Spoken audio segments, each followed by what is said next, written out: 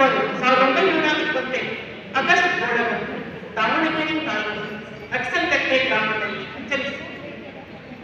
ಅಗಸನಗದ್ದೆಯ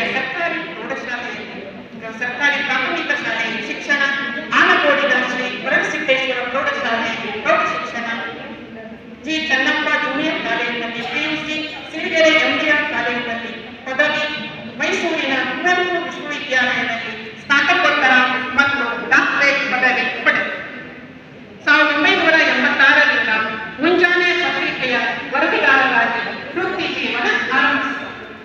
1984ರಿಂದ 2017ರವರೆಗೆ ಸರ್ಕಾರಿ ಪದವಿ ಕಾಲೇಜಿನಲ್ಲಿ ಅಧ್ಯಾಪಕರಾಗಿ ಸೇವೆ ಸಲ್ಲಿಸಿದ್ದು, ಸಾಹಿತ್ಯಿಕ ಬರವಣಿಗೆ, ಅಂಗಣ ಬರಹ, ಸಂಪನ್ಮೂಲ ವ್ಯಕ್ತಿಯಾಗಿ ಪ್ರವೃತ್ತಿಯನ್ನು ಬೆಳೆಸಿಕೊಂಡಿರುವ ಇವರು ಮತ್ತೆ ಸೂರ್ಯ ಬರುತ್ತಾನೆ, ಮನೆಯಂಗಳದ ಮರ, ಧರಣಿಯ ಜ್ಞಾನ ಕೃತಿಗಳನ್ನು ರಚಿಸಿದರು.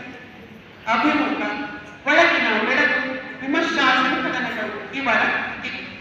ನೀರೊಳಗನ ಕಿಚ್ಚು ಕೃತಿಗೆ ರಾಜ್ಯ ಸಾಹಿತ್ಯ ಅಕಾಡೆಮಿ ಪ್ರಶಸ್ತಿ ದೊರೆತಿದೆ.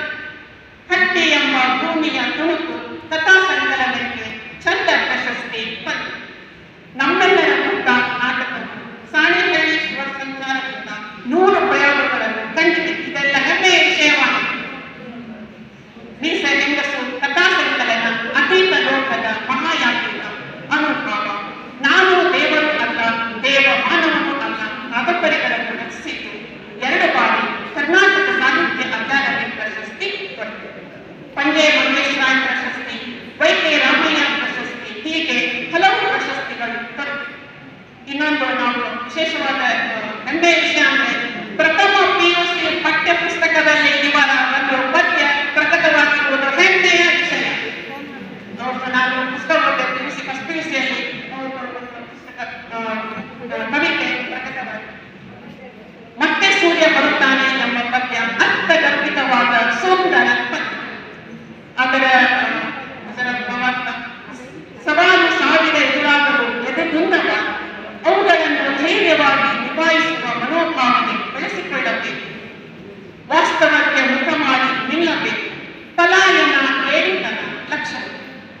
ಸಾವಿನ ಕಾಠಿಣ್ಯಕ್ಕಿಂತ ಬದುಕಿನ ಮಾಧುರ್ಯ ಬಲು ದೊಡ್ಡದು.